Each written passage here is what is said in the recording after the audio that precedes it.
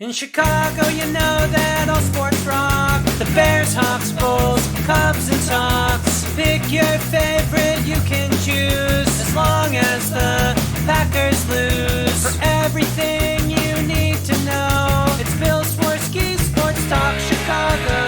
Bill Swerski Sports Talk Chicago. Hey everybody, welcome to another edition of Bill Swerski Sports Talk Chicago. This is your hosts, Alex and Sean. On this episode, we're going to be talking about the huge Bears comeback victory.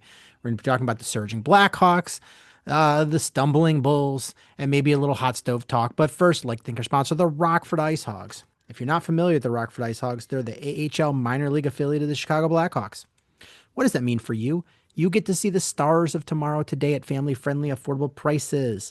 The season is going on right now, so make sure you head on over to icehogs.com, get yourself a hat, shirt, jersey, tickets, and more. Tell them Swerski Sports sent you. Alex, my friend, how are you doing? How this, man? Every week, uh, crazy, crazy, crazy, crazy. Today was one of the ugliest wins we've seen so many crazy wins, but this was truly an ugly one. But you know what the nice thing about ugly wins is? Is that in the NFL, an ugly win is a win regardless. Yeah, it does not matter at all. It counts as a win. There's only 17 games in the season, so each one is very, very important. So Especially doesn't against a matter how you division do it. rival. Yep, absolutely. Especially against a division rival in a really tight division race. Mm-hmm. Yeah. I mean, Minnesota might have been last, but they were what, 2 games out of first? They weren't that far. No, no. Yeah, it's not like Minnesota's like 3-7 or 2-8 right now. I mean, a lot of people had them as their preseason favorite to win the division. Well, yeah, I mean, it was up for grabs. Whether it was the Lions, the Packers, the Vikings. The Vikings won what, 14 games last year? They went 14-3 and finished right behind the 15-2 Lions. So even though they didn't win the division last year, they still won 14 games and went to the playoffs. And then coming into today, you had the Bears at 6-3 and the Vikings at 4-5. And boy, if the Bears would have fallen today and been 0-3 in the division, even being 6-4, that's a pretty big swing. And it also gives the Viking an opening with 5-5. But now the Bears are 70 and the Vikings are 4-6. And I don't think that you could say, oh, they're officially dead yet, but it's a pretty steep hill to climb if you're the Vikings at this point. Yeah, if you're the Vikings, I mean, you're not winning the division. But I mean, you could still try to get that wild card. Right. It's just not an easy road. No, no, it's a tougher battle. I mean, the Vikings are probably a loss or two away within the next few weeks of being just completely out of it. A lot of people can argue right now that this loss kind of ended their season, but we have seen weird things happen in the NFL before. But we'll see. But either way, you pushed the Vikings further away from you, and you helped stay within this race that's going to be very tight to the wire because you know that the top teams are not just going to go away, whether it's in the division or in the NFC. And it's kind of funny because you have a lot of that middle ground. With 7 seeds now, there's a lot of that middle ground where one win or one loss can really make a huge difference here. There's a few teams in the NFC, like the Cardinals are done, the Commanders are done, the Giants are done. I mean, those teams you could put aside, but I mean, you look at the rest of the NFC outside of the North. You got Philly, the Seahawks lost, but man, the Rams. If there is a team I think that could go to the Super Bowl that's not the Lions, Packers, or Eagles, the Rams are looking pretty good right now. And we know how good of a coach Sean McVay is. We know how good of a quarterback Matt Stafford is. I think the big wild cards for you, pun intended, is San Francisco. Because one thing to note about San Francisco, I don't know if you saw this, and that could be a team you're battling for a spot for. They have a really easy schedule the rest of the way. Really, really easy, but the Bears face them, so that could be a huge game when that time comes. Yeah, that one's going to be a huge one. Like you're gonna have to circle that. And I'm looking as of right now, the Vikings are on the bubble, um, and their playoff probability is at 5%. So you're right. They probably um, are barring going on a huge run out of the playoffs. You're on absolute life support right now if you're Minnesota. What's wild is the Panthers are ahead of you.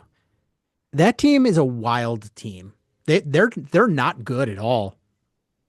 That whole division is I can't figure them out. Like the Falcons are playing tough against good opponents and playing bad against and the Panthers, that quarterback looks absolutely god awful sometimes and then today it's great.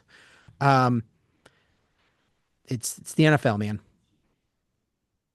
It is. Before we go any further, I want to share some news with you that we just got from Adam Schefter.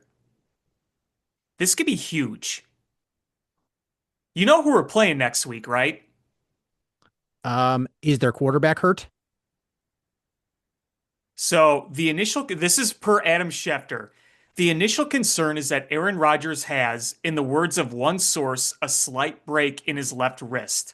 But the Steelers quarterback will undergo further testing Monday to determine the full extent of the injury and how long he'll be sidelined, per league sources. So there is a chance we will not face Aaron Rodgers next week. We could be facing Mason Rudolph because Aaron Rodgers came out of today's game and, there was initial, you know, eyebrows perking up like, oh, how bad is it? Is he going to come back? Is he? And then they ruled him out, obviously, pretty quickly. And then they're thinking, okay, what about next week? That's the big return to Chicago, facing the Bears for the final time in his career. So we may or may not see him next week. Now, it's not his throwing hand, but you still got to take snaps. You still got to hand the ball off. You got to use both hands, even if it's not your throwing hand. So it sounds like fairly quickly, even maybe by the time people are listening to this podcast, we'll know whether or not we're even going to have a chance to see Aaron Rodgers this coming week. I mean, if we do or if we don't, Mason Rudolph, it's not like he's a slouch. No, I he's mean, not. he came in today and his QB rating was over 118. Yeah, the Bengals defense though is, but you're right. You're That right. yeah, it's not like he's a rookie. The good thing is I mean, I guess Aaron Rodgers at one point was, I wouldn't say a running quarterback, but was elusive and Right. could pick up big chunks. Um, but he's not that anymore. He's a little bit of a statue at this point. Mason Rudolph is another statue. No. Um, there's some Yeah. intangibles that Aaron Rodgers gives you that Mason Rudolph doesn't, but also Mason Rudolph is like 400 years younger.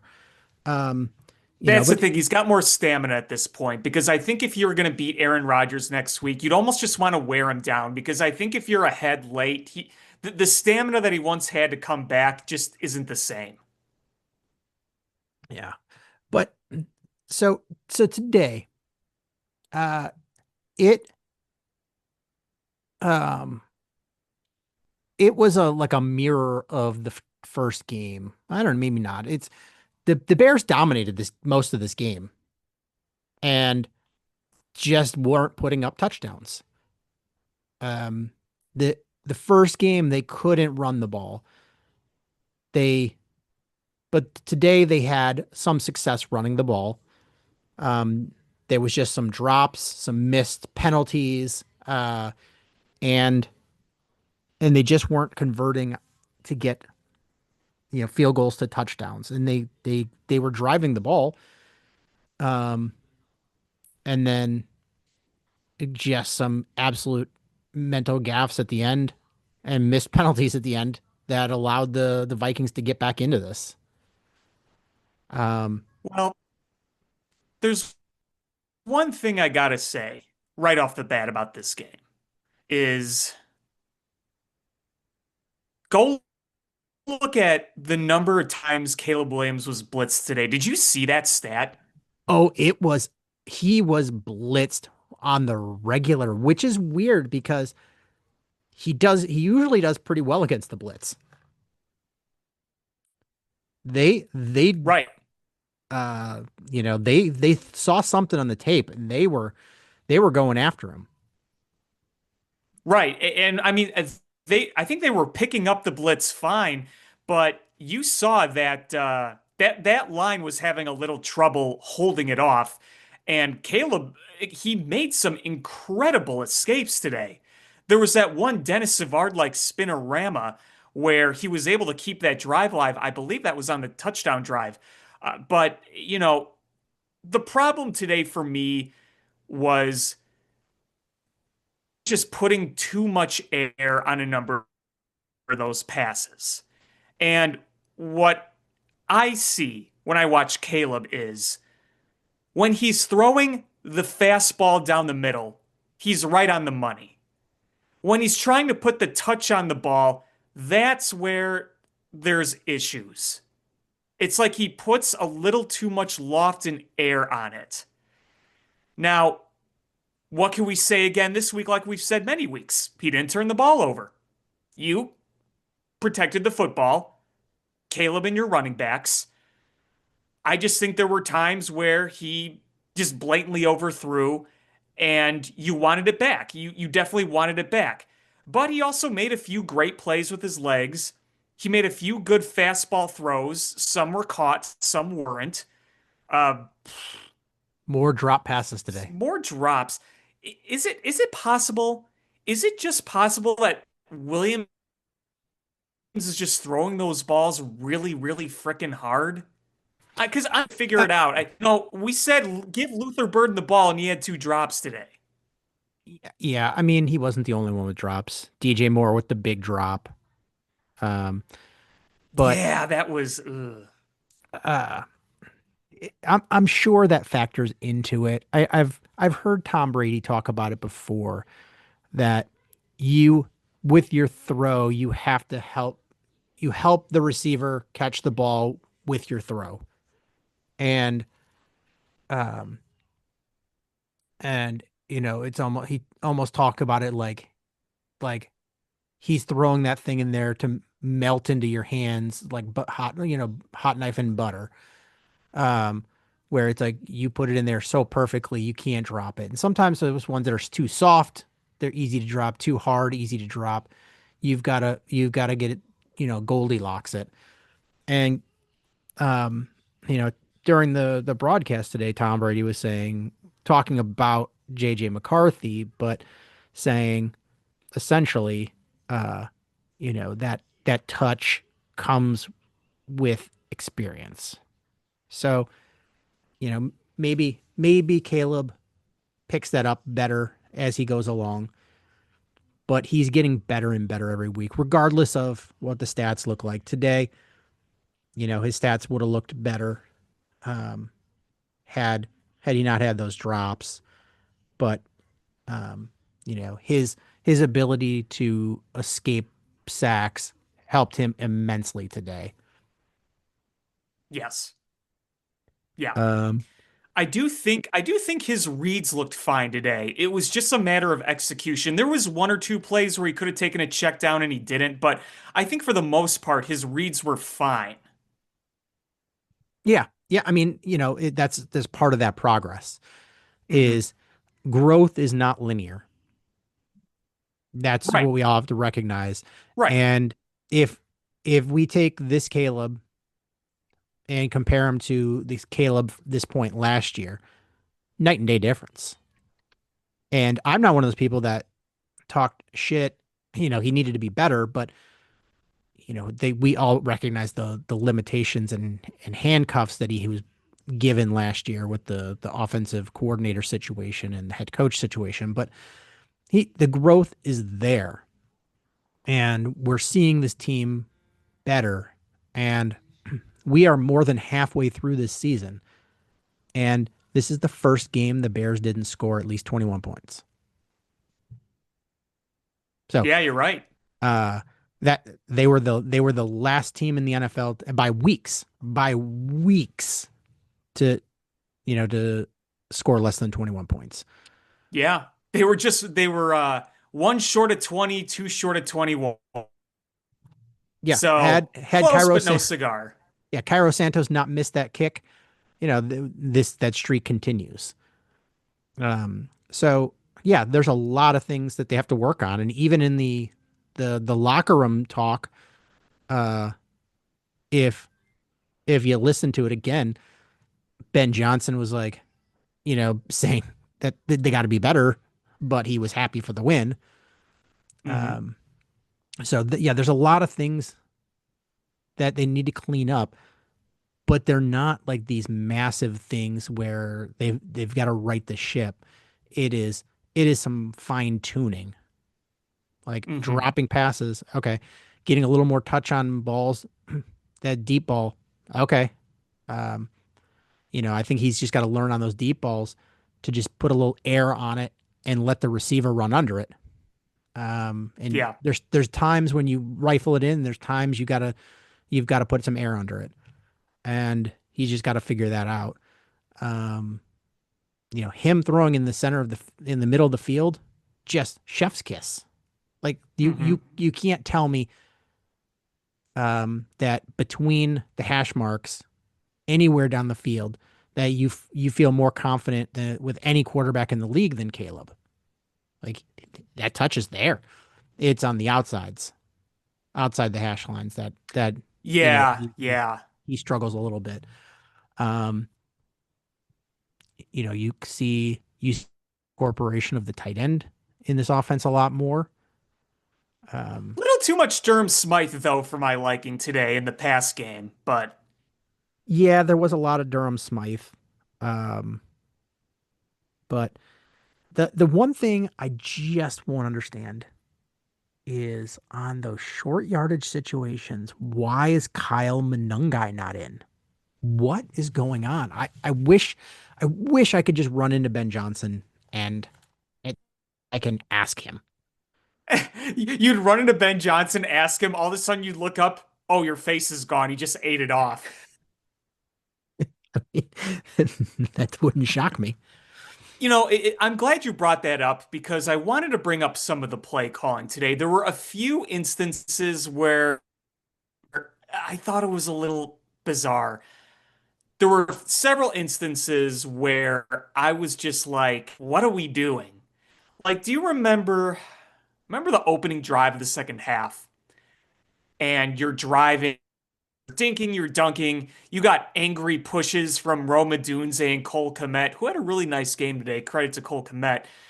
But man, you were what, third and one, third and two, and you opt for the goal line fade, which never works.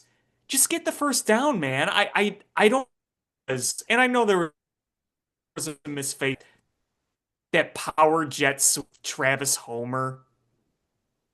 That was Yeah. that was weird.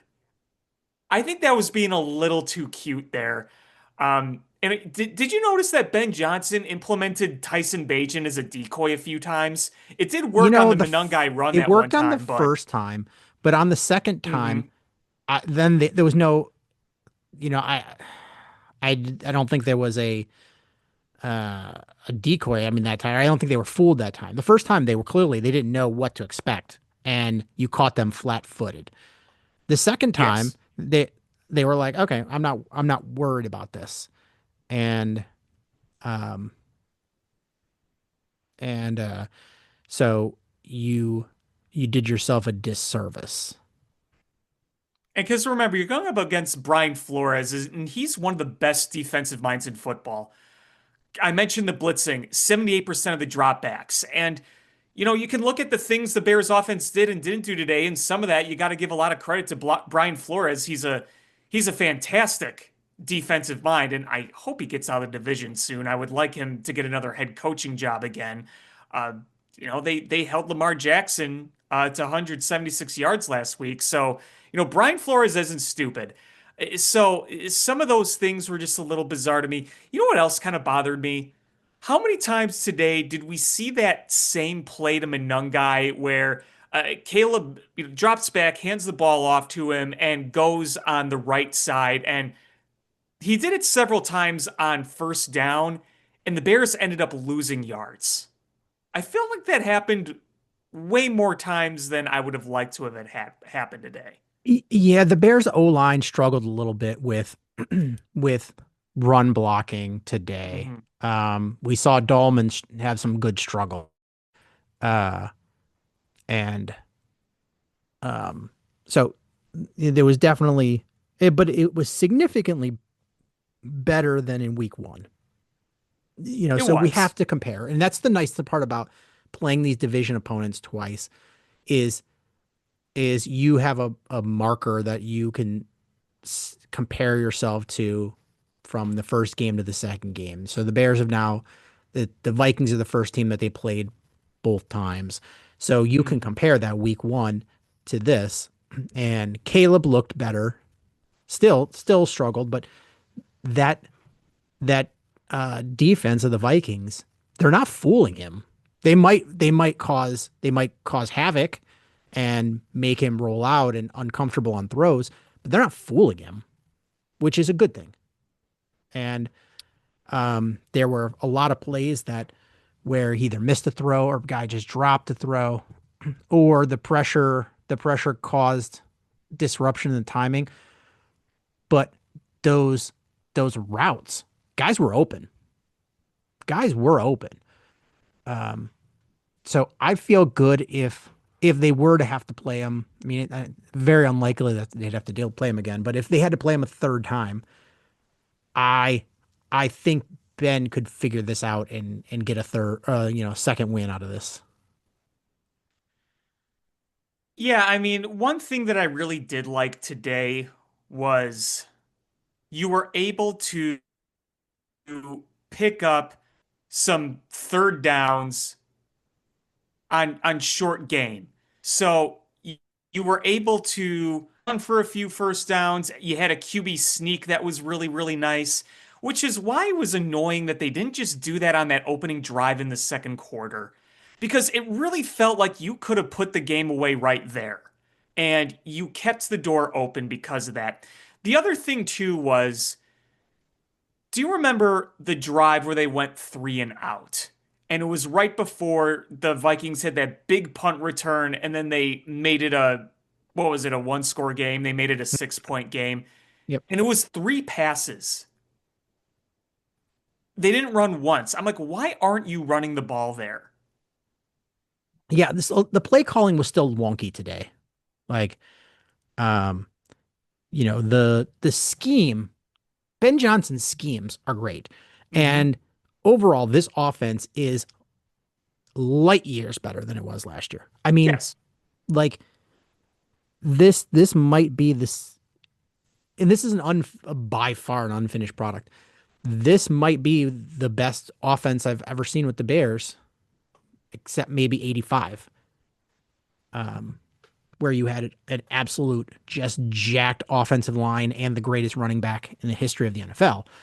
Um, but this offense is doing great, and just I still think Ben is getting a feel for this team and the play calling. Yeah, and that's what I try to tell myself at times because we're in what? It was week 10 of Ben Johnson in this team, 10th game. Yeah. And here's the thing. Early on, early on in the season, what did Ben Johnson say when they'd be playing their best football? Not until midweek, at least. He said December. They would be December. playing Was it December? Okay. All he right. said it in December, this team will be playing their best football. We're recording this on November 16th. So, they're not at their peak yet by any stretch. Well, and he keeps harping on he's only going to get better when it comes to Caleb. I mean, he said that last week in his locker room speech, so you got to hold him to that. Yeah, Caleb is going to be better. Ben is going to be better. At some point, we're going to get TJ Edwards back and Jalen Johnson back. Oh, that was big news Eh, this week that his window opened. Yeah, he's practicing. Yeah, that's huge. Yeah, they said that he wasn't in shape. Like, so, I mean, he could be playing next week for all we know. I wonder when he comes back. Because Uh, I kept thinking this whole time, like, ah, he's not going to be back. He's out, he's out, he's out. And then it's like, oh, look at that. It was just so funny seeing him listed as questionable on the injury report. yeah, for a guy that, I mean, they didn't put him on like season-ending injured reserve. Uh, so you felt like he could come back, and now it's seeming like it could come back sooner than we guessed. I mean, that would be big because I want to talk about that. I really, really do about the Bears secondary and the defense today.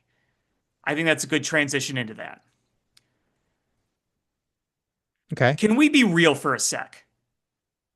Just honest and real. The Bears defense got very lucky in that first half. They got very lucky that J.J. McCarthy was not even close. Like you can agree, right? Like J.J. McCarthy was really bad today. Yeah, he was, and we were aided too by some drop passes, There were a few drops in there, yes. some There big were. drops. There were. But there were also some insane misses. Like, remember the first deep throw of the game? He was short by like 10 yards. And how many times on third and short did we force McCarthy just flat out missed? It was multiple times. Yeah, I mean he was not good. He was not accurate. And but here's the thing: is you can't when you play or you're looking at NFL games. Um, we were like we look at what JJ McCarthy did to us week 1, and he was named NFC Offensive Player of the Week after playing the Bears. So we did a lot better than that. And part of it was him not throwing the ball well, but part of it was the pressure was getting there too. Um, and week in and week out, it's hard to apply what happened from this game to the next game. Uh, so it's this is such a weird league to to make assumptions about. So It is. I'm expecting Mason Rudolph to throw the ball way better than JJ McCarthy did today. Yeah.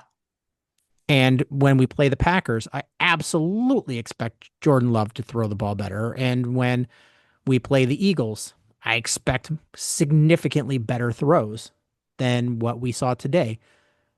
Um, does that mean we're going to get routed?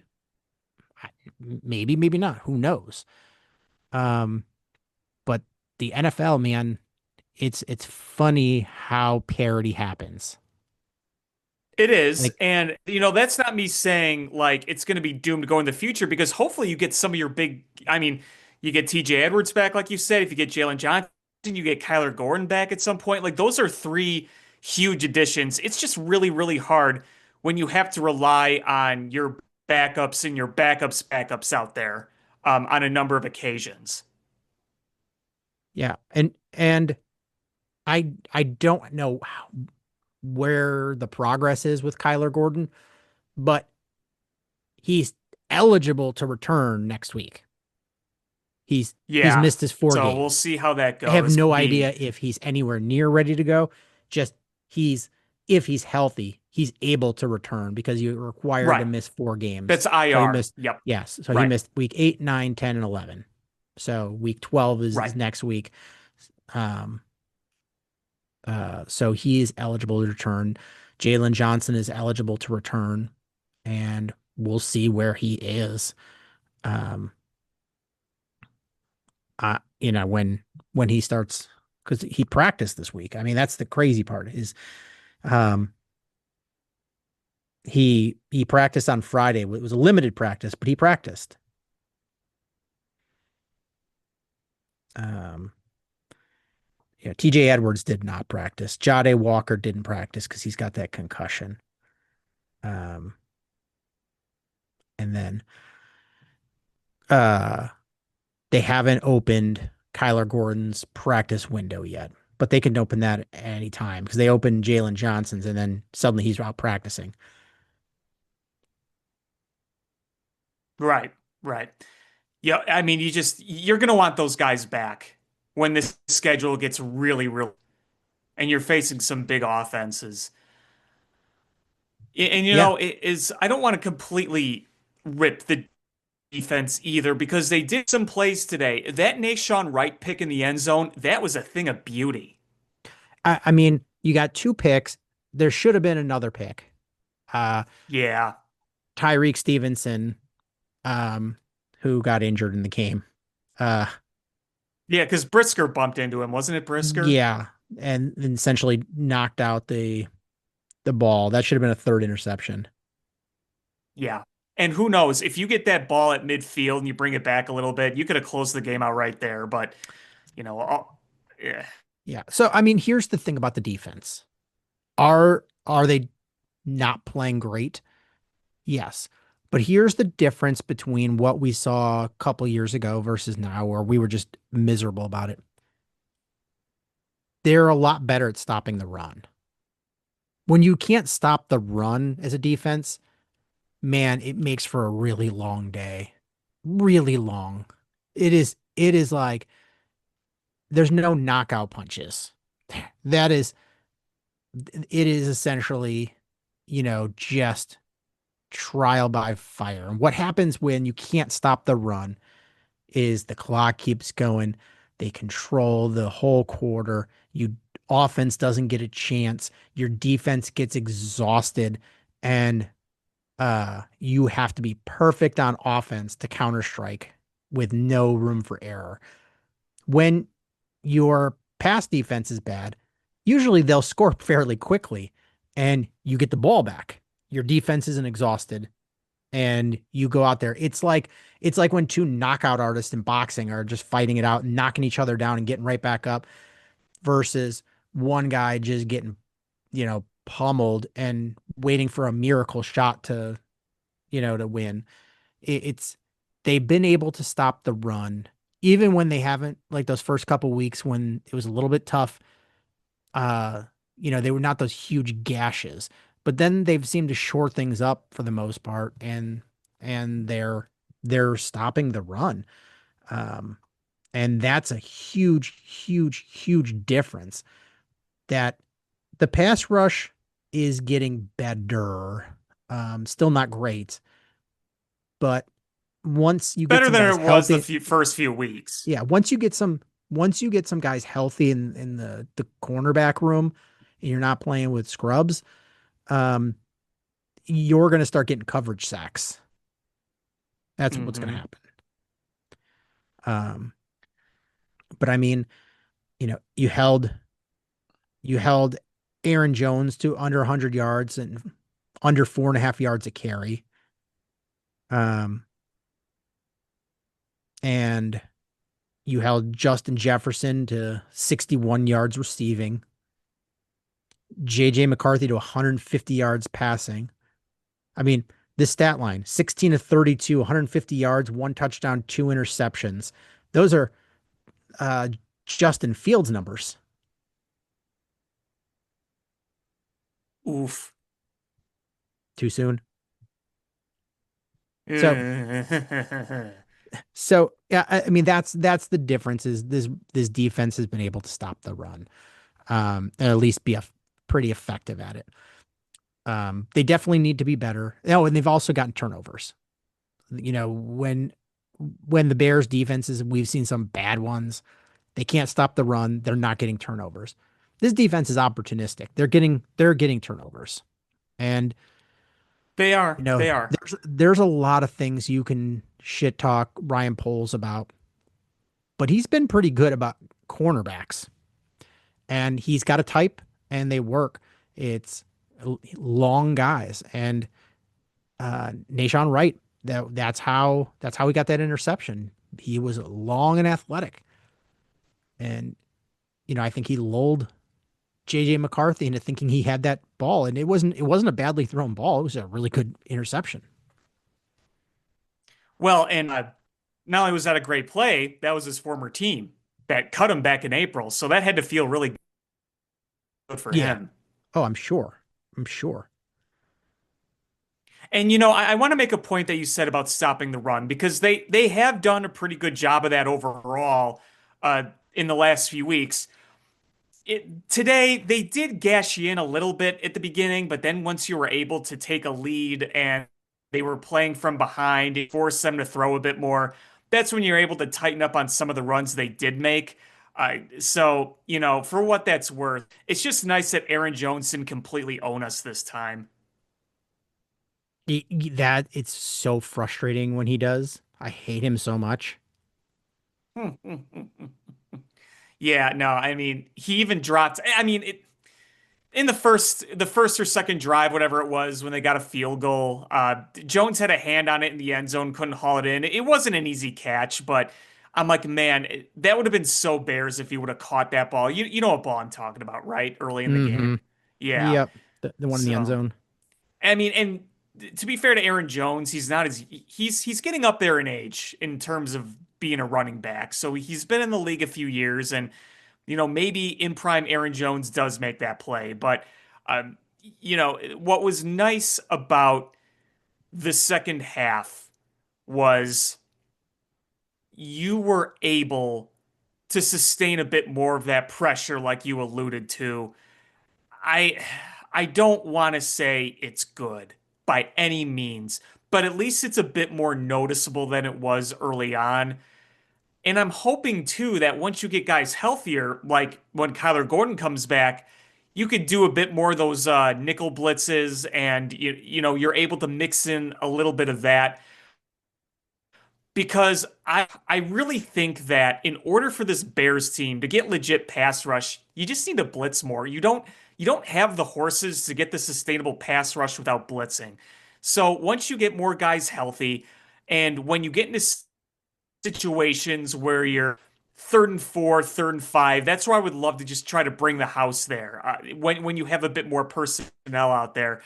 So I let's love see how this CJ goes Gardner over the next Johnson few on the weeks. on the blitz. Yeah, me too. Me too. It, He's been great at he it so far. he has been so good at it. Um, he- Sorry, this is a tangent, but did you watch any of the highlights of the Browns game today? All I saw was Shakir Sanders completing his first pass in the NFL. He was terrible today. He was, Yeah, I know he wasn't good. I just didn't see it. I mean, he was Justin Fields bad today. Um, man, I'm taking Yeah, digs. I'm taking digs today. Uh, Miles your Garrett boy had four, Justin Fields, man. What are you doing? I I watched Miles Garrett play. He is so good. It's unreal. He had 4 sacks today. He has 10 sacks in his last 3 games. Like Man, why, why didn't Ryan Poles just throw everything at the Browns to get him? Because you know how good this here, defense would here's be. the Sears Tower. Here, Cleveland. Here's a It's the lifetime It's supply of the Chicago Browns Tower domes. now. It's the Browns Tower now.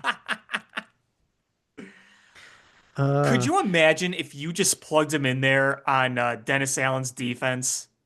it would just be havoc. Like I could not wait for him to get 4 sacks on Jordan Love.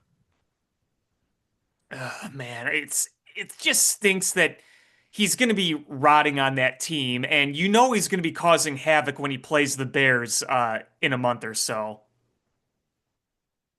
Shador Sanders had 47 passing yards and a 13.5 quarterback rating. Ugh. That ain't great. That is not good. That's why they didn't win today. Yeah. Well, didn't they have a Um, lead? they Weren't they did. winning? They were. They were. And then it just kind of And went then to and poopy then pants. Dylan Gabriel got hurt and they brought in Shador Sanders and then just the whole offense stopped. Yeah. Yeah. Yeah. That's why he wasn't a first round quarterback or a second round or a third round or a fourth round. That's why. Um yeah, so Bears, yeah, a lot of things to clean up. Oh, I want to talk about a few penalties, missed penalties.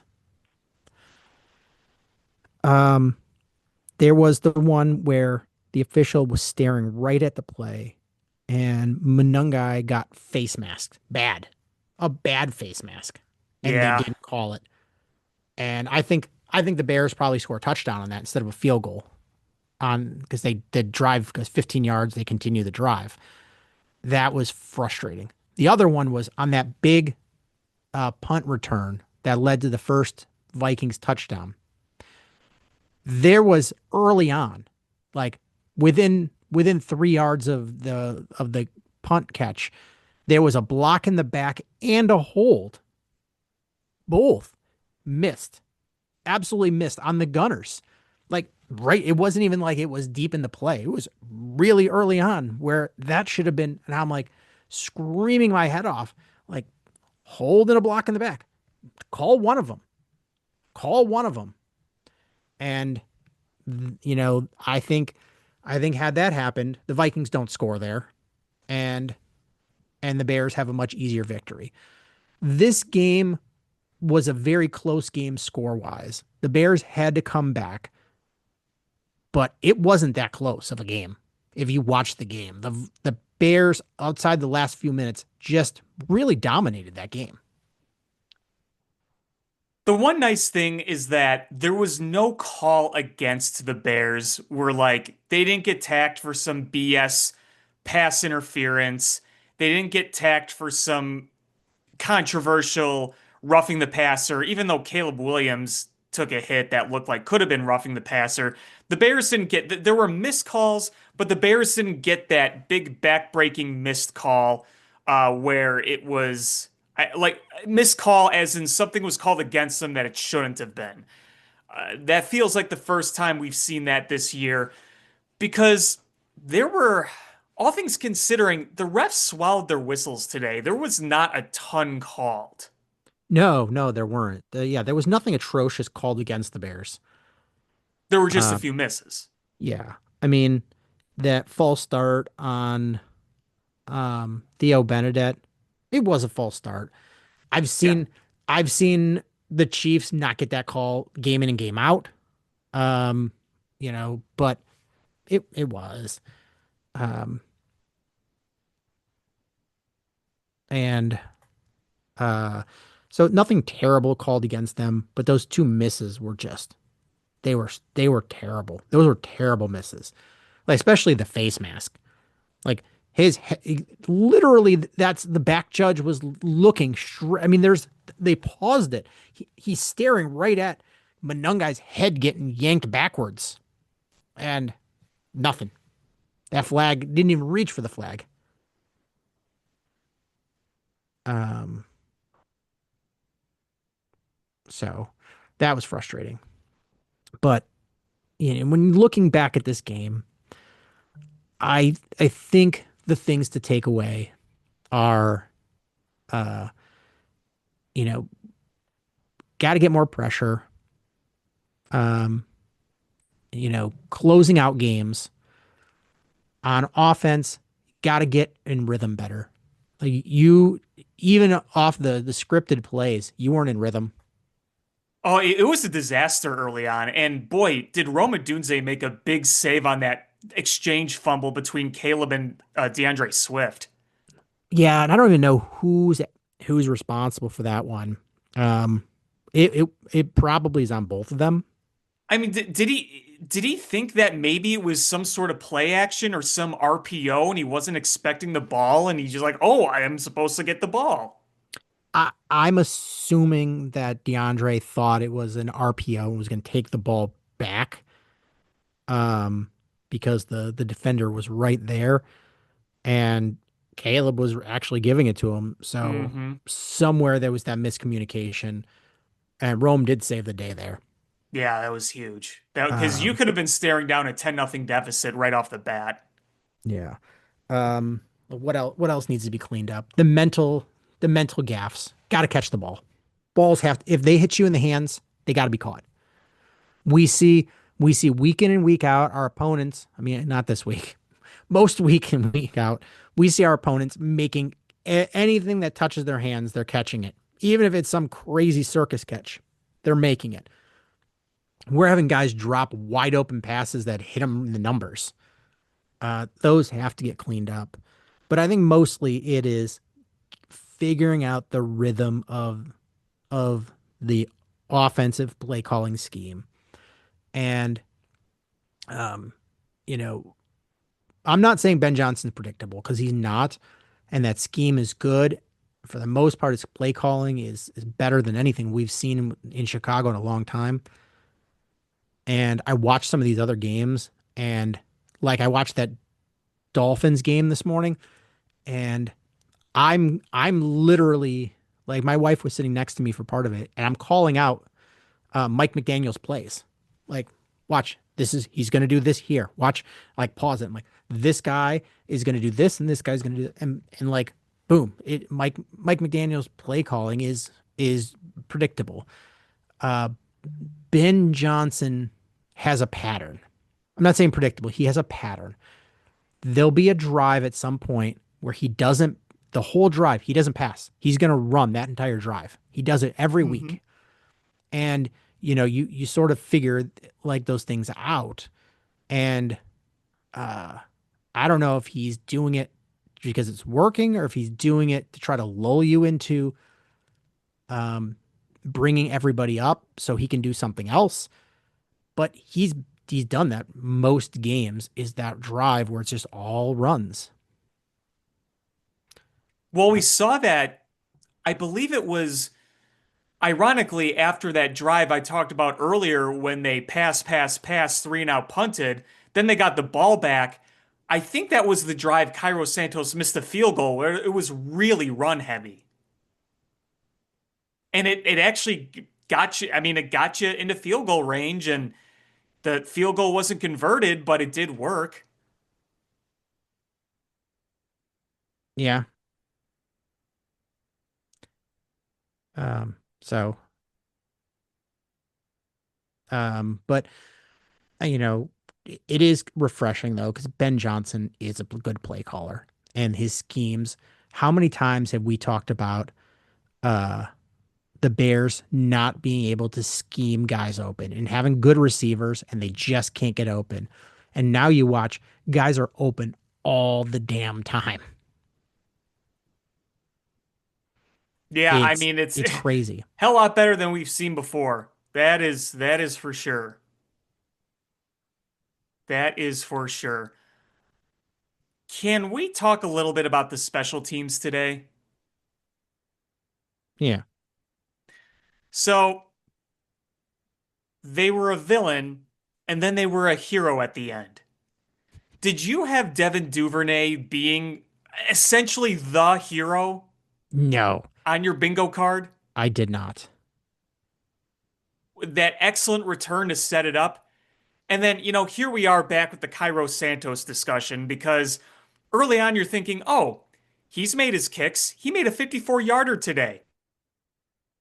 Yes, it's indoors, but still. And then shanked a 45-yarder. And you're thinking, oh God, here we go again. Although his he missed the kick. Cairo Santos's problem is normally just not having enough. It's not accuracy, it's just not getting the distance. That one he just straight up shanked. But then makes the game winner. Did you see the close-up replay of the snap and the hold? by any chance? Um, no. The laces weren't all out. So he was able to really boot that through with the hold not being perfect. So you got to give Laces him out, credit for Dan. that. Laces Yeah, out. laces out. So that was interesting. I think Adam Hogue pointed that out because obviously I didn't notice it in real time because it happened so fast, and I'm trying not to puke all my lasting guts out like I do every week.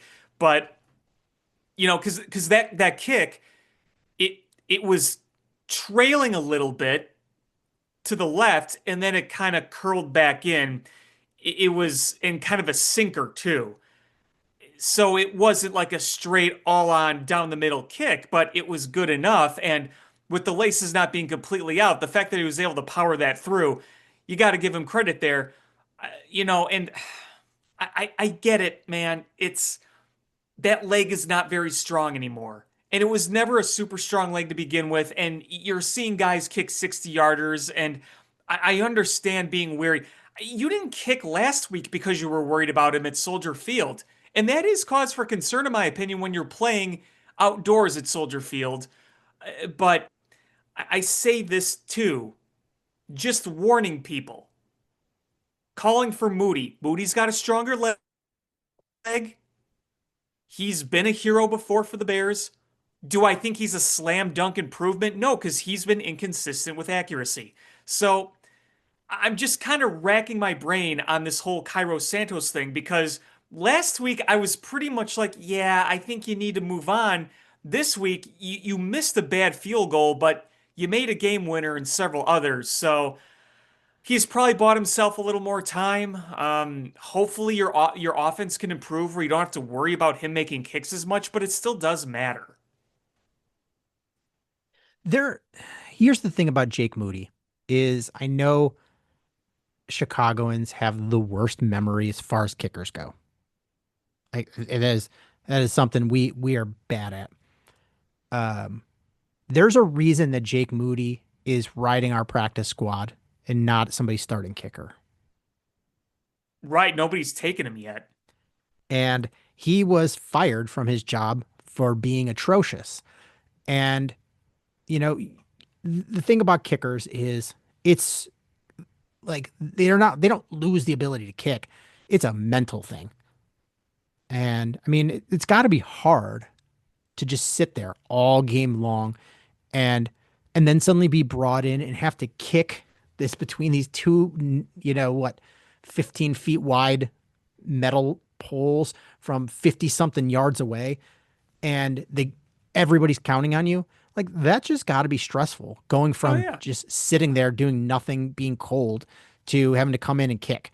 Like that can't be easy. And you get like Cody Parkey could kick a ball, but you know what incredible just I don't even know how to categorize it, but double doinking and being able to hit the bar like the crossbar, like you know how hard that is to do. It is. I like. He did it in 4 times in one game. Do you remember that? Yeah, it's unreal. So these guys, it's not the ability, it's between their ears. And Cairo, it's his isn't between the ears. His is this the leg is not there anymore. Jake Moody has a strong leg. It is he got in his own head. And it seems like he's figured some things out. And maybe he's righted the ship but clearly teams that have kicking issues have not thought of bringing him over. It's the Right. same with when we got rid of Robbie Gould. People are like, they shouldn't have got rid of him because they remember Robbie Gould when he was great with the Bears, and they remember him being great with the 49ers, and they don't remember anything in between. They don't remember when he wasn't good with the Giants. They don't remember when he was bad with the Bears at the end. So it's you've got to look at everything. Make mental note when when you're like, gotta get rid of Cairo Santos. If they get rid of him and he goes somewhere and is good, uh, you can't be like, we had that guy. The Bears are so stupid for getting rid of him. No, because you called for his head. You called for his job. No, he looked done. He looked done at the end of his time here in Chicago. And kind of like Kyle Schwarber, even though Kyle Schwarber is younger, you remember hearing him say kind of a similar thing of, I kind of got a kick in the pants when I was cut. And I realized I needed to rework myself and be better again. Yeah. I mean, you've got to. I mean, that's Jake Moody did the same thing. Um, the when Jake Moody came in, filled in for Cairo Santos and looked great. Do you know how mad the 49er fans were? Oh, yeah. They were mad. And Yeah. it's the same thing that in reverse of what we do with them and Robbie Gould. Right. Exactly. Exactly. Kicking's a funny thing, man. It really, really is. You have your guys that have been out there for so long. Like remember how long Matt Bryant was a kicker? Robbie Gould himself had a long career. You had the great Travis Janikowski, but Hmm. it's kind of a rotation. Like Matt Prater's been around a while, but he's played on a number of teams. So sometimes you work somewhere for a while, then you don't. You go somewhere else, you figure it out again. Sometimes you find a kicker on the street. Sometimes a kicker will suddenly just stop being effective.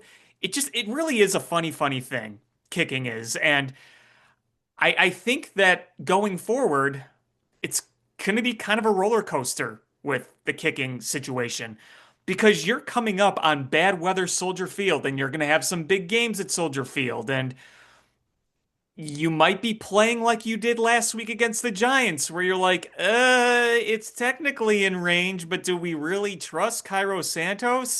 Depending on the wind, depending on the direction of the wind, depending on the precipitation, those are going to play factors going forward. Kids, whether you stick with Cairo Santos or not. Yep. But Um, I'm happy as hell that he redeemed himself today and got that win. that's all that matters. You get Yep. the win. Yep. So next week we get the Steelers. Um, they're a tough opponent because they've got a good defense and they have enough offense. They're not a good team. What are they, 6-4? But they're not a bad team either. Yeah, and I mean Adam Schefter right now is saying that it's very unlikely. Well, he says shaping up to be Rudolph next week, but we'll see for sure. They're going to do the test tomorrow. Uh, I'm very curious. I'm very curious.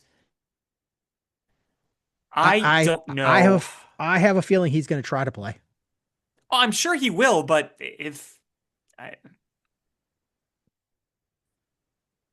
it's broken, it's broken. I know it's not his throwing hand, but we'll see. We'll see. But that defense is really good defense. Um, so we're gonna have to make sure we're not turning the ball over, and converting and getting touchdowns instead of field goals because that is something um, where that drives me crazy. Is every once in a while you're like, okay, we're just gonna take points, but you can't keep doing it because that happened today. That's how many times they just go down there, able to move the ball, get in the red zone, got to settle for a field goal. And you go down and do that 3 times. You're like, okay, we're up 9-0. One fluke play, oh, 9-7. Yeah, and then the whole game has changed. It's you can't live off of field goals. It just the point differential is too much. Yep, it is. You can't do that against elite offenses, that's for sure. I mean, it almost cost you today. We've seen it cost you in the past. You need touchdowns, man. And like I said earlier, it's so important to get off to a good start offensively. You want to put the other team in a hole quickly. Yep. You want to make them try to pass the ball, and you could apply some pressure there, and you could take away some of their other plays.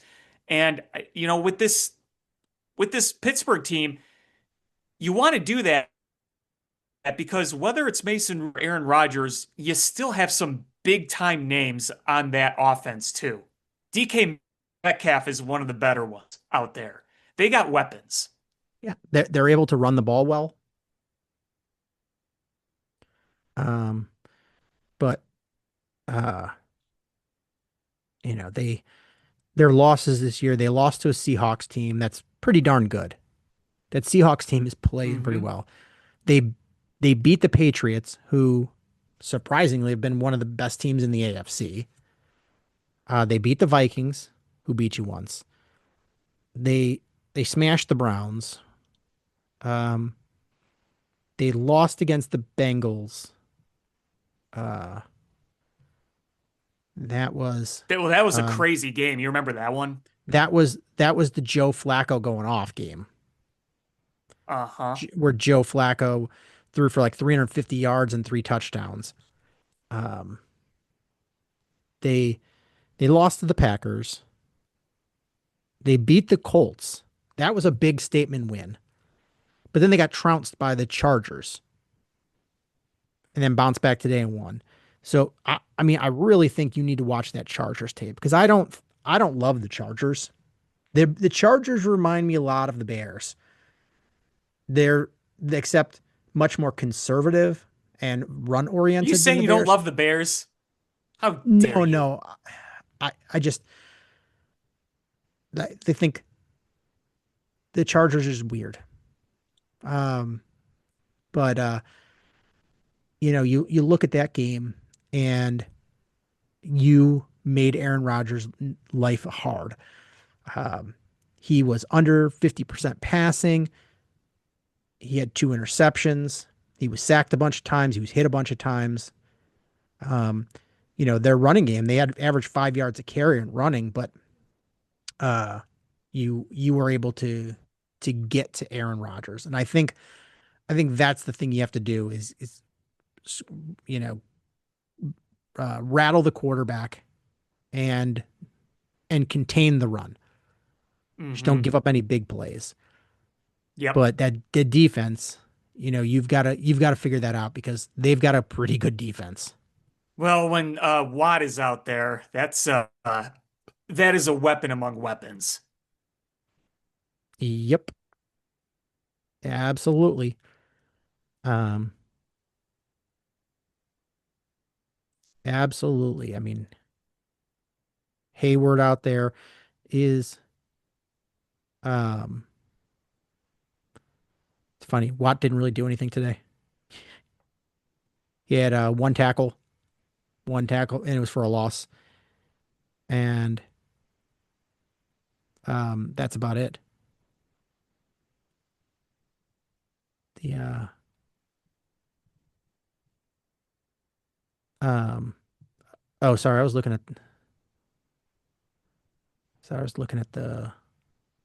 a different game. My bad. Where's that was the Bengals. Oh wait. Oh no, that was Yeah, they today. played the Yeah, that Bengals was today. today. Yeah. Um yeah, they only got one sack on Joe Flacco. Old ass Joe Flacco. Oh, I mean, he gets the ball out so quick. It's kind of like Dan Marino. He does. He It does. Dan He's Marino really just good had at that. Dan Marino just had that ability to just like get the ball out super quick, and Joe Flacco's got that. Not saying Joe Flacco is Dan Marino, just saying that that release is quick. Um, Yeah, yeah. I was gonna say this too, just as a question. Speaking of the Bengals, like the worst defense you've ever seen. that Like it's so bad. it is Mel Tucker Bears defense bad Yeah, to bring that one it's home. awful. Um, there's one more thing I forgot I wanted to talk about the Bears game today. So the Bears got that big kickoff. So they gave up the touchdown with like what 50 seconds left. Hmm. They had 50 seconds, three timeouts to Hmm. get a field goal. Hmm. And they get the big kickoff return. And you know that Santos doesn't have a strong leg. You know he already missed one field goal. And the Bears did not try to get him closer. Like that was frustrating. Oh, you had the run by Swift and you had the three timeouts. Is that what you were Yeah. talking about? Is you did a good job of winding the time down and getting it to 4 seconds, calling the timeout, and then kicking the field goal. Cool. Um, but why didn't you try to get closer to make it an easier field goal? He ended up hitting it. But what if he misses that field goal because he's got no leg? He's got a bum leg. Like, you look like an asshole. Give him an easier kick. Yeah, I mean, was the idea because the Vikings had some timeouts to play the clock? No, they ended up having no more timeouts left. I thought they had one left. Did they? I thought they did. But you've Let got me to review the tape. Let me go and let me review it. review the tape. Oh no, I, I just I thought they had one left. I didn't like the sequence. Is is try to get that closer. Try to get that first down. Move the ball. Get a little bit closer. I'm not saying that you're trying for the touchdown. I get it. There's not a lot of time left. There would be enough time if you were desperate and you were down by 6 and you needed a touchdown. Um, but you didn't need to be aggressive. Just a little bit more aggressive than you were. Just try. Yeah, okay. Yeah. You've got to move that ball closer. You can't rely on what if this was outside? What if this was at Soldier Field? Yeah, I'm seeing the kick now. For some reason, I thought the Vikings had a timeout, so my bad on that. But yeah, no, I in real time I was thinking, I'm like, oh, we're just gonna wind this down. We're not gonna try to get closer because remember what happened in the Packers game last year at home with the Yeah. block? It Mm-hmm. was kind of a similar thing. Luckily, it didn't cost you this time, but yeah, no, I know what you're talking about. I do, and I'm just glad it didn't matter. I'm really, really glad it didn't matter. Yeah. Um, had I wouldn't have cared as much if you miss the kick and it's a tie and you go to overtime. You're like, Right. okay, I feel confident because you've been dominating this game. But you you were down by a point. Like you either make this or you lose. And I'm like, why on earth didn't you be more aggressive? He's so aggressive at sometimes and other times just gets really passive. And even if you were like, all right, we're just gonna run. Okay, I'm okay with that. But can't you pick runs where you're more successful? Um, don't get Manungai in there and do one of those ones where uh, where you let him get a full head of steam and you pitch the ball to him, like where you go between the guard and tackle, and you haven't those that has been a positive yards every time. Maybe not huge yards, but you pick up 3, you pick up 4, like you're making every yard adds percentage to your likelihood that you're going to hit that field goal. Nah, yeah, I get it. I do. At least they had him lined up at the right hash. I I thought I honest to God thought they were going to go for it on fourth down Oh, on 4th and 5 or before the kick. before the kick. I Okay. was I was like, oh my God, they're going to go for it. Oh my God. Oh my God. Um, but I don't know. all in all, they got the win, the division win. No matter what happens to in the game right now, where the Lions are facing the Eagles, the Bears are in first place. Hmm. And as of right this second, the game's not over yet with the Lions. If if the playoffs were to start right now, the Bears would have the third seed. Stop the count. Stop the count. Stop the count. Stop the And count. and if and if the Lions lose tonight and you were to start seed everybody after today and the Lions lost, you know who the Bears would be playing in round one? Would it be the Lions? It would be the Packers. Oh, Right now, if it were to happen, they'd be playing the Lions. okay. Yeah. Still a long way to go. Yep. It's not gonna wind up that way. Um, you know what would be huge? Hmm. I didn't even think about this. Jalen Ramsey could be suspended next week. Oh, yeah. I didn't think of that. I saw that. What, that news break last night? No, today he punched Jamar Chase. Oh, that. I thought there was something else. Not Jay. I was sorry. I was thinking of somebody else. Yeah, No, no, okay. there was an altercation in the game today. Yeah, he spat on him. He So spat, yeah. Jamar Chase spit on Uh-huh. him um and Jalen Ramsey threw a punch and got ejected. So he got ejected. There's um there's a possibility he's suspended for a game. Yeah, yeah. Oh, who got arrested last night? Didn't somebody get arrested last night? I don't know. I saw a Jets player got shot. I saw that. That's not what I was thinking of, but yeah, I don't know why I had that on my mind. But yeah, no, that could be a big development too. Um yeah. I wonder if I mean Jamar Chase could be suspended too.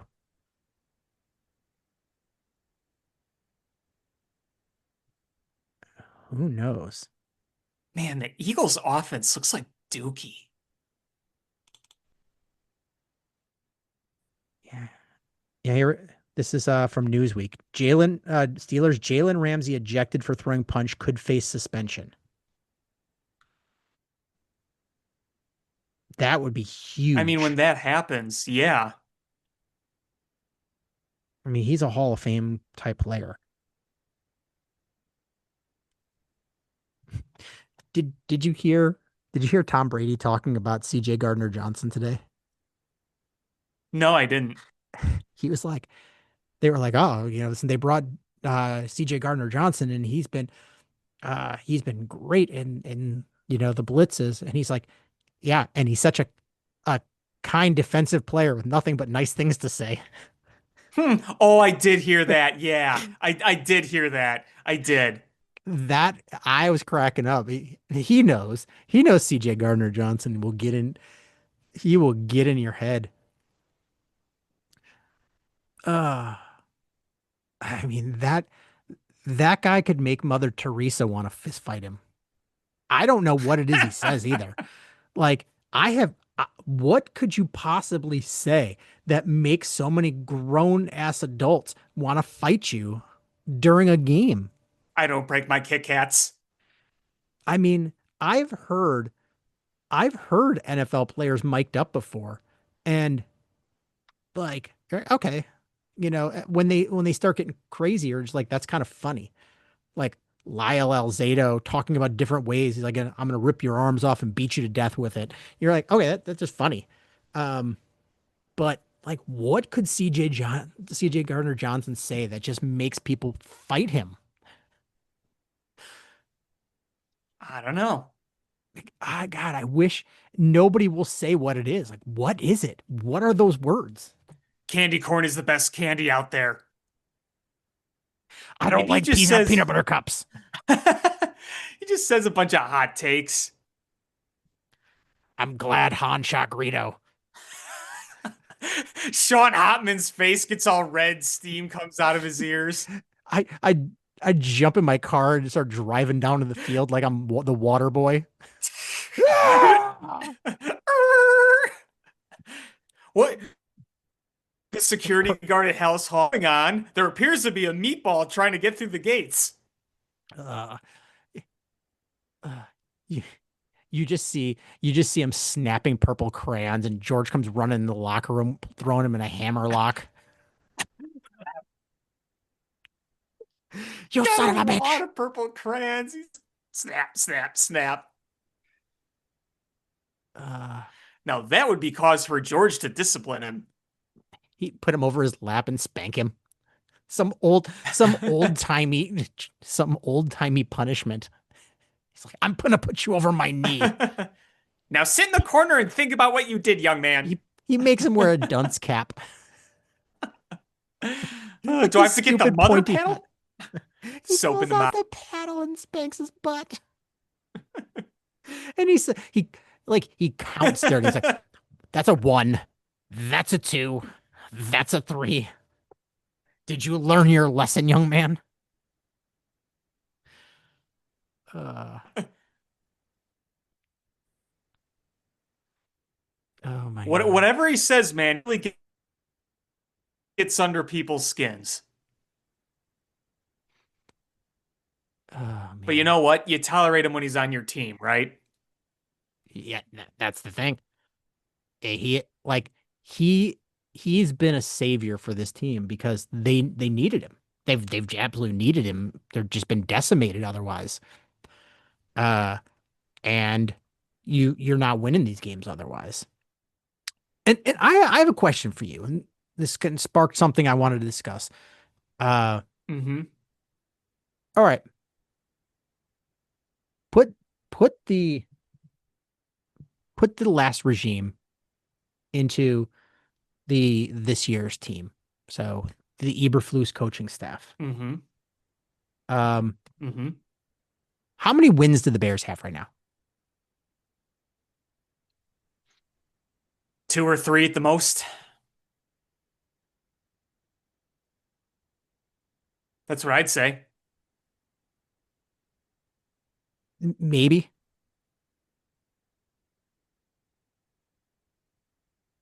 Because I think you'd find a win or two where, like, I think you'd beat the Saints. The Saints are really, really bad. Um, Maybe the Raiders too, maybe, because I know they didn't play that great that game and they needed a blocked field goal, but the Raiders aren't good.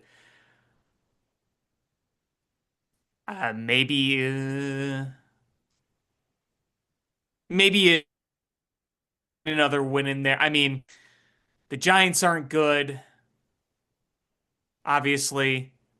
Yeah, I mean, we're playing the same teams, but it's these ones that are close. Like they're the Yes. Bears.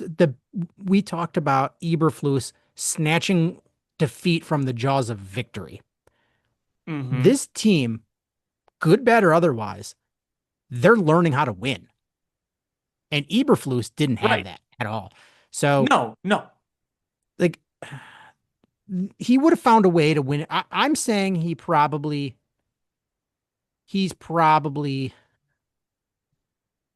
at 1 or 2 wins. Yeah, I mean, if you would have done a simulation with Eberflus and the simulation would come back as 2-8, I wouldn't be shocked. Like they don't win that first week. Certainly Um, don't win the second week. do not win the second week.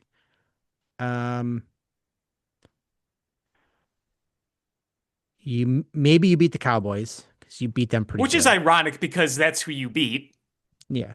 I mean, you know, the disadvantage the Bears would have had is they would have had the Bears coaching staff, but the advantage the Cowboys would have had is they would not have had Eberflus as his defensive coordinator. They don't win that Right. Raiders game. They don't win that Commanders game. Maybe the Saints. They I don't think win they the beat the Saints. yes, that's a maybe the Saints. They don't win. They definitely don't win that Bengals game. They definitely don't win that Ravens game. maybe the Giants. They don't win today. So No, I don't think they one, win two, today. three wins. Like this is a significant improvement from where they were. Yeah, and I mean, the fact that they have that belief they can win is big too. You don't want to keep winning. It's not sustainable to keep winning the way you're winning, but at least now you can say you're winning while you're trying to build something and you're giving that belief and that faith that you can win any game in any situation. Because, I mean, the biggest, obviously, story is Caleb Williams in the game-winning drives. We've seen him do it multiple times, but you look at a number of these games too, there's different heroes. Like today, the heroes were Devin Duvernay and Cairo Santos. You had the big return, you had the big kick, and then obviously you look at Kevin Byard with another big pick and Nashawn Wright with another pick. Those guys making big plays. Um, but really, Devin Duvernay is what set up that game-winning kick. It counts, I guess, as a game-winning drive for Caleb, even though he really wasn't, really wasn't him doing as much. But he's still the guy under center. And then, obviously last week was all on Caleb Williams, and then you had a few weeks ago, I guess it's over a month ago now, whenever it was, when you beat the Raiders. That was a blocked field goal after a Caleb Williams game-winning drive, but that easily could have been a loss if that field goal is converted. So you're getting a number of guys in this mix being the heroes, which is cool. And again, it's not sustainable. You can't keep winning like this, but it affects the entire team in a good way. I mean, before losing in the Bears organization was essentially a virus, and it spread to everybody, and it just infected the entire locker room. You could see it. You knew that when the worst got going, it was going to be rough. You didn't trust them to win a game. The only time they did after Eberflus was gone was with Thomas Brown, and that was barely a win there. So it's a big difference. Yeah. Yep. Um, I'm trying to look here with the playoff picture right now. Um, that is AFC. Where's NFC? NFC. The Bears currently have a 59% chance of making, or probability of making, the postseason. This win Well, that's made them significantly better jump than up. last year, right? That's significantly better than they were last week. They were like what 30 something percent. It was like 30%, I want to say. Yeah, this every win that they have, because they've gotten through the easy portion of their schedule. And what would you say? They need 10 wins?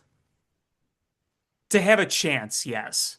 I mean, just based on how good this division, I mean, you know, I'm the not thinking about the division. They're not going to win the yeah. division. I really don't think they are. No, I'm sorry. Just this conference Right. is uh, the Seahawks. The Seahawks are a wild card team right now. They're 7-3. The Lions are a wild card team. The Packers are a wild card team. The 49ers are out. They're 7-4. So like the wild card is strong. I think you need 10 wins at least. Minimum. So Yeah. you start having to, at this point, you're not going to be able to keep winning games at the clip that you're winning, where, you take out that 0-2 start and you're 7-1 in the last 8 games. That's a hell of a run. It's hard to do in the NFL. It is. You have to do major league style. And Win the whole fucking thing. you start looking at those wins. And every win matters. And like, okay, you need 3 wins. 3 wins in your next 7 games. Where do you find them? Okay, Browns is a must win. It's a must win. You've got to win one against the Packers. Like that just seems. The Steelers one is becoming one that Yeah, if Aaron Rodgers is out, you better take advantage of that. Um, you're probably not beating the Eagles. You're probably not beating the Packers twice. That Lions team is real good. So where's that third one? So you've One week at a time. yeah. I mean, One week at a time. yeah, that's all you can do. So you got to go look at the Steelers. Probably not going to have Aaron Rodgers. You had better come out there ready to play because every week matters at this point. There's Yep. and what's shitty is you had a rough ending to your week one. There's a very realistic chance, couple of different plays, and instead of being 7-3 right now, you're 8-2. If you're 8-2 and your only losses are to the Ravens and the Lions, people are looking at this team as, are they for real? Is this a Hmm. contender? And they're not right now. They're saying they're looking better, but that's why you got to go in there and keep that fire, keep that hunger. Right. Um, Want to talk Blackhawks? Yeah, I don't know if you saw, I was at the game last night. Oh, were you? Yeah, I was. Did you get your bobblehead? No, you had to get there like right when gates opened to get that. That sucks. They You had a only good gave game out though. 8,000 of them, but I saw the centennial ceremony before the game. Yeah, I mean, it was a good game. Well, I'll tell you this. I think you had a full house. It looked like a sellout crowd to me. Maybe even if it was just a tad short, we're saying like the tad is short. And boy, was it loud. Did it feel like the old days again? That place was rocking. When the Blackhawks tied the game in the third period, that place felt like a playoff atmosphere. My watch was telling me it's loud. It's too loud. Like, you know that notification you get on an Apple Watch where it's like, oh, too loud? I was getting that at the game. Hadn't heard that in years at the United Center. The last two games I went to, well, I guess I went to the final home game last year. That was pretty full. That was a pretty loud crowd. But a number of the games before then, it was just a dead, dreary, even if the attendance was okay, like it was like 16, 17,000, not quite full, but not nearly empty. It was just dead, lifeless, depressing. But man, this felt like the good old days again. And here they are coming out with another win, 4-0-1 in their last five. Spencer Knight looking great in goal. Connor Bedard growing before our eyes. Frank Nate came back, made a great play on a great goal to Teuvo Teravainen. Boy, watching Oliver Moore in real life, you see how fast that guy is? He is like Y- lightning out there. Yeah, absolutely. And I don't want to get ahead of myself. So if the season were to end right now, the Blackhawks are in the postseason. If you the last couple years, if you were to look at who was in the in the playoffs at Thanksgiving, which we're what like a week and a half away, Hmm. um, if the like something like 75-80% of teams that are would be in the postseason come Thanksgiving make the postseason. So I know we are a long way off, and I'm not saying that they're going to make the postseason, but the NHL, the by the time you get to Thanksgiving, which is not a huge, I mean, I guess it's a decent number of way through the season. It's not You halfway, but it's a chunk. It's a big chunk. You sort of know who's who, and teams are showing who they are. Um, but the Blackhawks have a long way to go, but they have a realistic shot of making the postseason if Well, they keep playing like this. it's nice to be at this point of the season, even though it's still technically early, and not already be looking at tankathon Oh, I'm looking at simulations. Tankathon for that extra pick they have. Fair, fair, fair. It's That fun to is look at fair. it that way. I love looking at it that way. Good call. Good call. Yeah. Like, uh, is that Florida pick is without the lottery is number 9. Like, I love this. So the Blackhawks would, if the Blackhawks make the playoffs and get a top 10 pick, love it. Love it. That would be sweet. That would be really And I'm going to sweet. do And honestly, am just for oh, go ahead. gigs, for shits and gigs, I'm going to press Sim Lottery on Tankathon one time. Oh boy. Spin, spin, spin. Number two. Number two. Could you imagine? Wait, what's even funnier is you know who's number 1? Who? Edmonton. Ah, Oh my God. If Edmonton gets number 1 pick and the Blackhawks get number 2, NHL fans are going to lose their minds. oh yeah. Oh yeah. And then hey, we'll see good old Stan Bowman make a number one overall pick if that were the case. Ugh. Getting But boy, Gavin McKenna. you want to talk about a win-win trade like to the T. The Blackhawks have this young goaltender who's been playing like crazy so far, and the Panthers got a Stanley Cup out of the trade. So pretty good on both sides, I'd say. That's the kind of trades. I mean, yeah, every once in a while it's nice to get one of those trades where you fleece somebody. Hmm. Um, but I mean, honestly, that was a good trade for both teams. It's just It a good was. trade.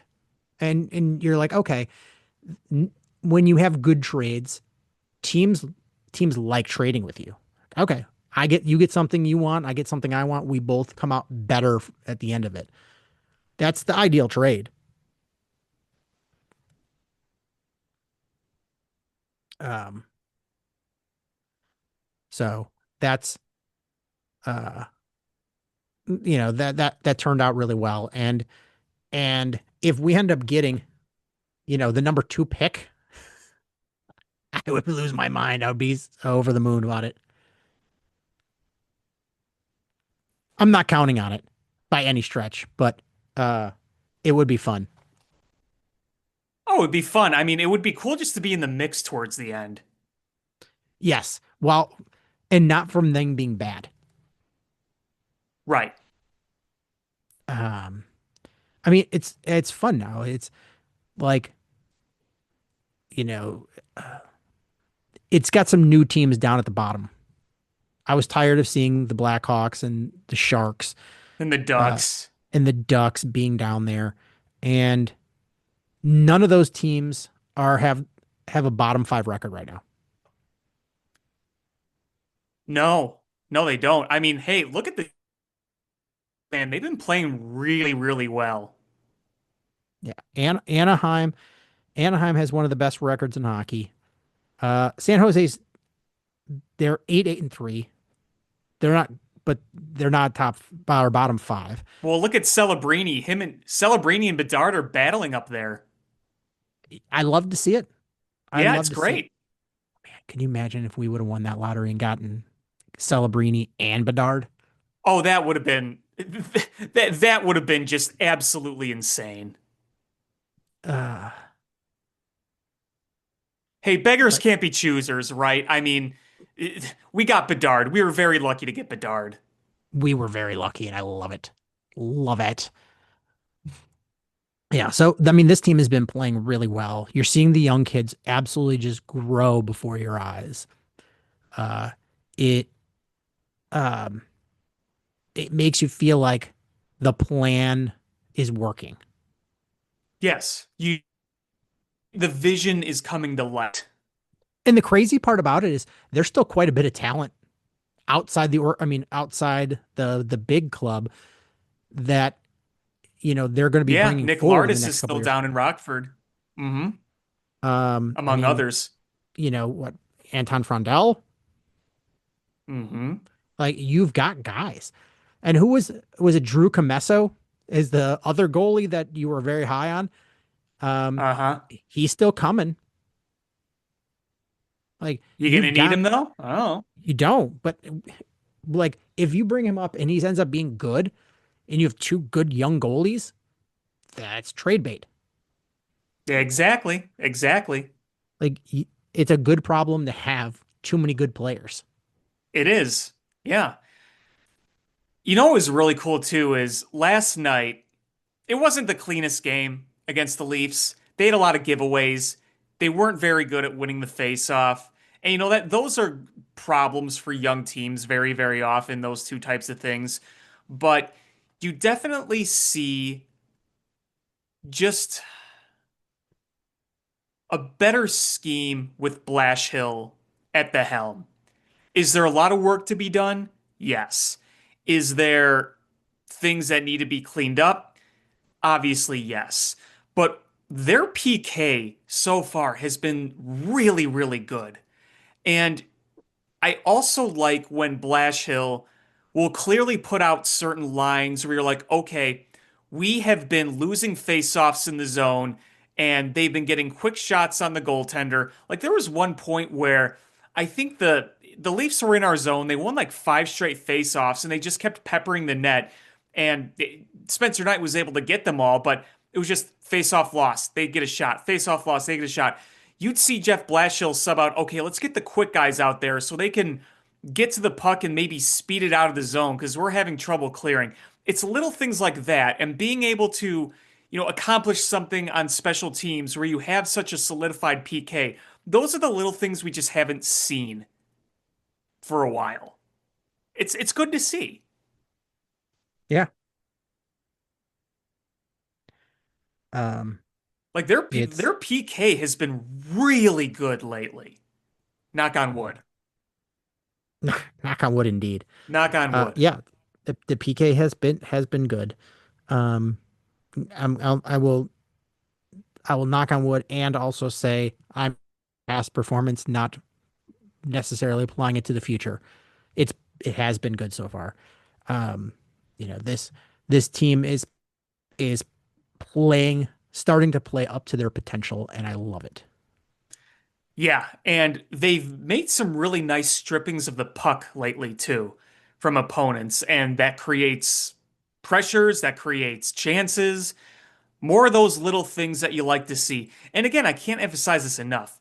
There is a long way to go for them to be a legit team, to like win a Stanley Cup. A long way to go. There's a lot of growing. There needs to be more infuse of talent. There are things they still need to get much, much better at. They're going to go through a stretch this season where it's going to look ugly. They just are. You're going to have some rough games from Spencer Knight. You're going to have some rough games defensively. You're going to have some rough games from Connor Bedard. You're going to go through a stretch where things look ugly, but that is part of And they this and they might process. happen in the next couple weeks because Sure. your captain is out for 4 weeks. Oh, that was the one real tough break last night because I was watching it. I saw the puck and he was clearly doubled over the second it hit him and he went straight to the locker room. And I'm thinking to myself, like, oh, he's not coming back in this one. Yeah. So I mean, um, yeah. I mean, here's the quote about from Blashill about it. Nick is going to be out for an extended period of time. Probably, if I was to estimate, it'd be 4 weeks, but it might be a little less, might be a little bit more. I don't love putting timelines on it. It's not 6 months, but it's not 2 days. Tough break, man.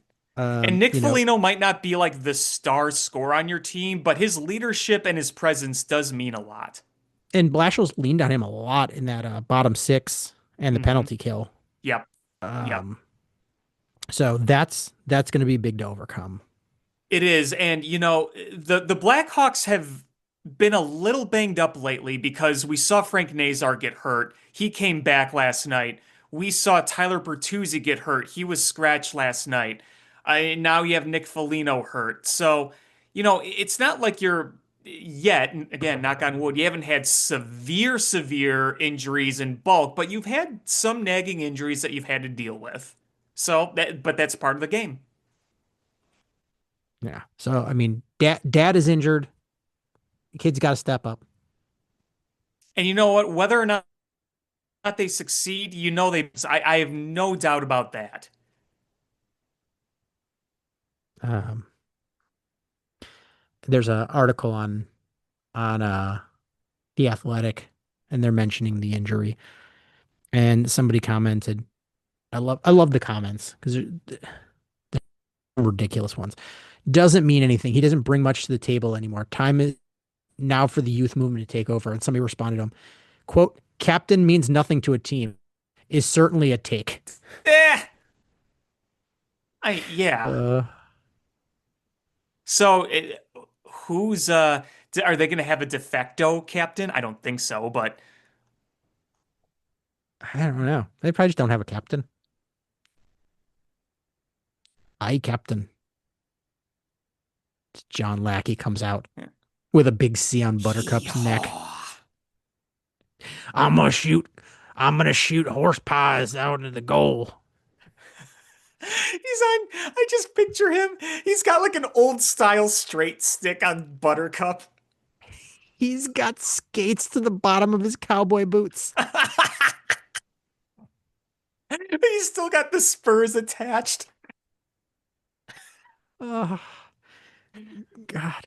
And Buttercup is dropping poops on the ice and he's just shooting them into the net. That's not the puck, John. Shut up. Instead of the horn, every time he shoots it in, you hear pa-ting, pa-ting. Spits into a spittoon, and the spittoon is mic'd up. Oh my God. The best part is somebody could use AI and generate all of this into a video. Oh God. You know, I work in advertising. I work for an agency, and we're getting pretty heavy in AI stuff because we kind of have to keep up.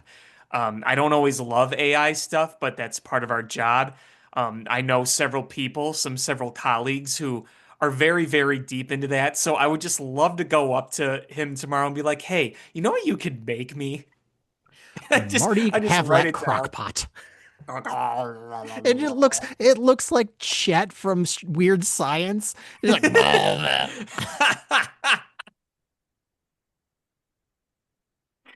Oh God, weird science. but the Blackhawks have been fun to watch. They really have.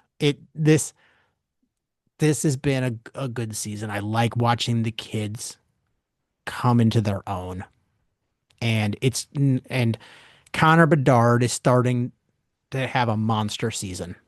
Yeah, and I mean he's a little more physical too. He's Yeah, growing a little bit physically and mentally, which is all great. And even though he broke his point streak last night, he still had this amazing pass for a great chance that didn't quite finish, but you still see him making plays out there. yeah. I wonder when they're going to get that contract done with him. Oh, I know everyone's waiting on that. Waiting Yeah. patiently. Um, Tick, tick, tick, tick. yeah, but it's funny. He has he has like half as many goals as he did in all of last season, almost. Like he's crushing it. And the crazy part is the big difference is part of this is the team, part of this is his defense is getting better.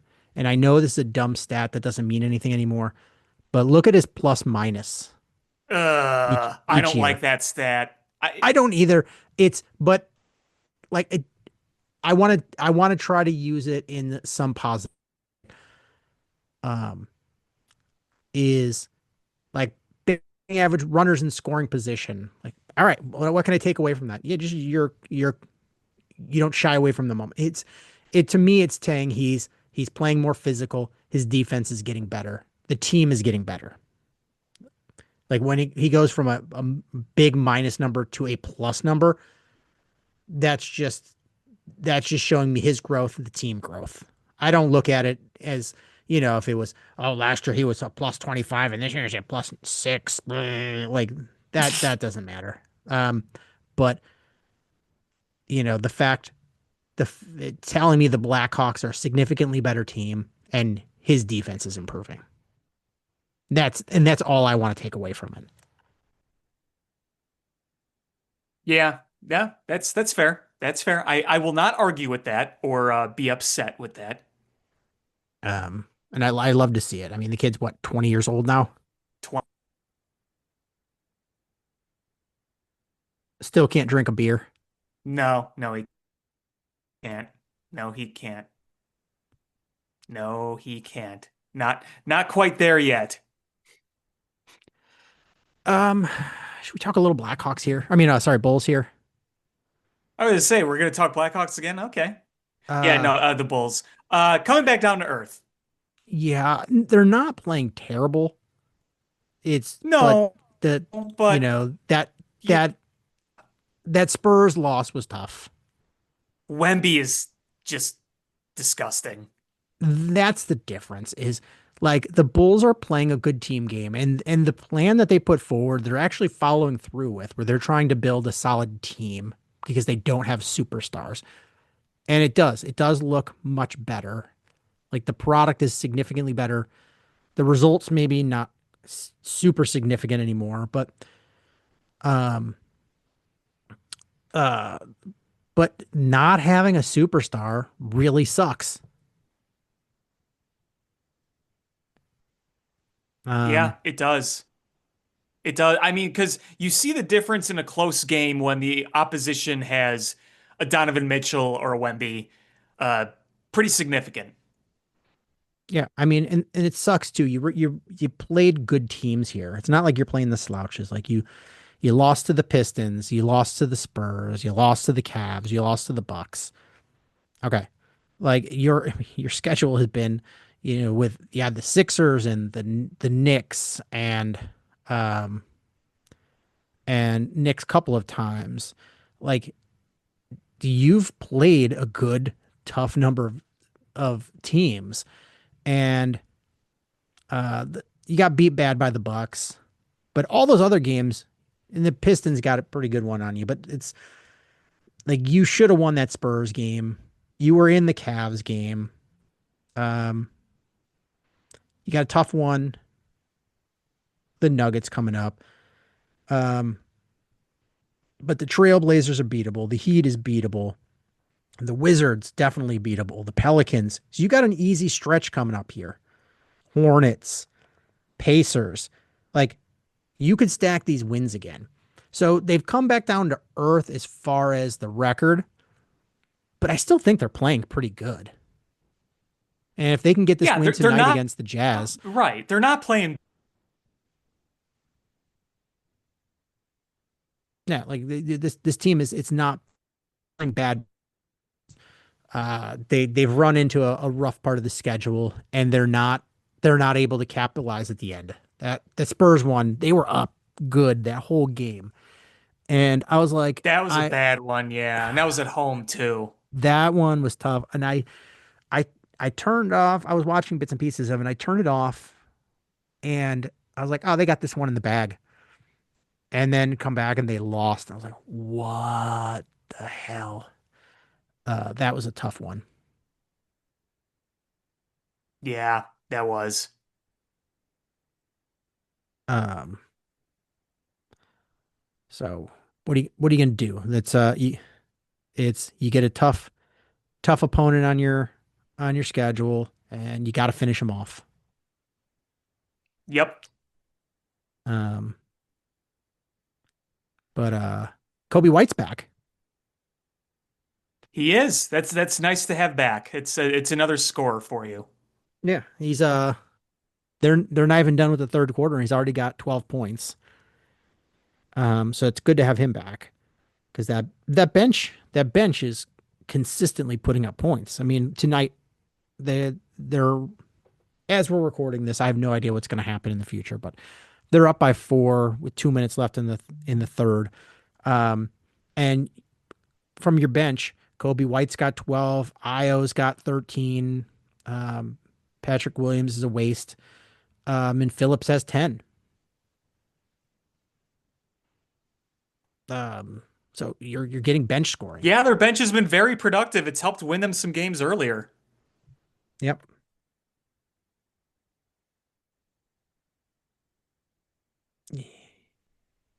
I didn't know Kevin Love was still playing basketball Neither did I. until today. I forgot that he was still in the league. Kevin Love. Remember he was the number two to LeBron. Hmm. Remember when Bronny James was starting for the Lakers and LeBron was in the G League? You mean starting Bronny James and G Leaguer LeBron James? Yes. That's one of those trivia things in 10 years down the road. Uh, or like, did you know On facts? November 6th, 2025, what happened between Bronny James and LeBron James? Uh, oh, Bronny James. Um, is there any hot stove stuff do you want to talk about? Not really. Let's see what happens over the next week. I know Naylor was a guy that White Sox fans were thinking that they could get, and he just signed an extension. Yeah, with the Mariners, which doesn't surprise me, honestly. He was a good fit there. Yeah, yeah. I mean, I think he would have been a good fit for the White Sox too, but like you stay on a team that really did well this year and you get paid. Like it's just one of those things. Yep. Um, and it seems like the Cubs are just going to be hot and heavy on pitching. And my early prediction, just Yeah. Yeah, they seem which doesn't surprise me. they seem really hot and heavy on Dylan Cease. I think Dylan Cease is back. I think it's very possible. I know they're going to be checking in on that one Japanese superstar, the next big arm that's going to be coming out. I don't think Framber Valdez is on the table. I just don't see it. No, um, that Japanese pitcher, I think they're going to be in on him until the end. And when somebody offers him some massive contract, I don't think the Cubs are prepared to make a massive contract offer. Um, I think they're only going to try to get him if they can get him for an undervalue, like when they brought in Shota. Yeah, I'm not saying it's going to happen, but I know they're monitoring it. Oh, I'm sure they are. I'm sure that like he's on their radar. Um, Michael King, also another pitcher that Mm. I would not be Mm. surprised if the Cubs brought in. It's another intriguing option.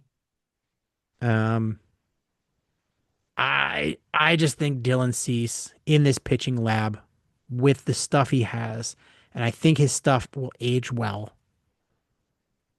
I think that would be a really good fit.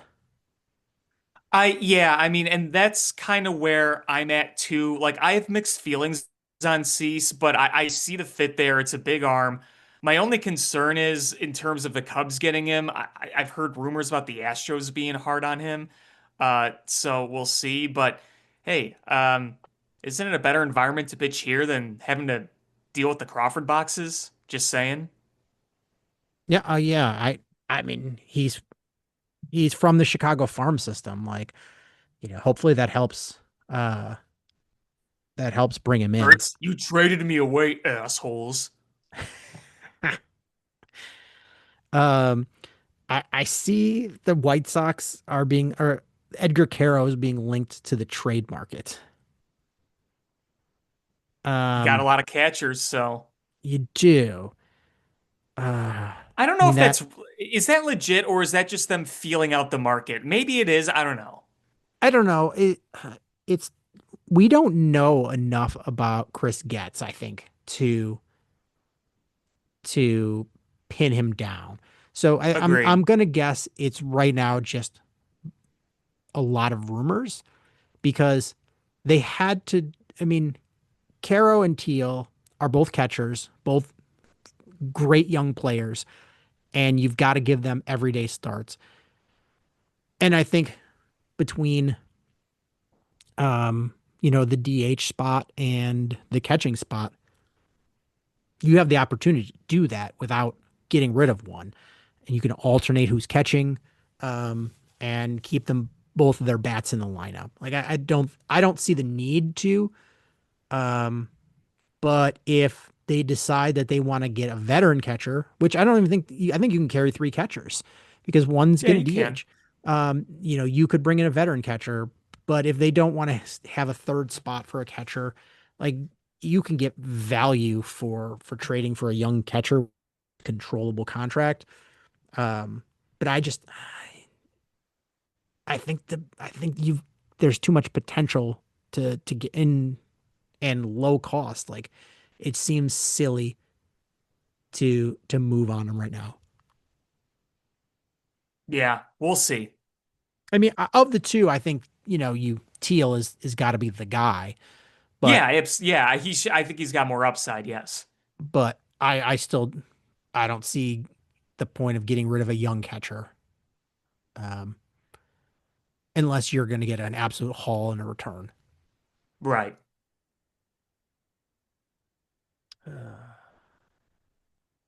Was there anything else you wanted to talk about? Nope, I think I've said my piece. Well, I think that's going to do it for this episode of Bill Swerski Sports Talk Chicago. I want to thank everybody so much for listening. Please hit subscribe however you listen to podcasts, whether it's iTunes, Stitcher, YouTube, Google Play, Spotify, etc.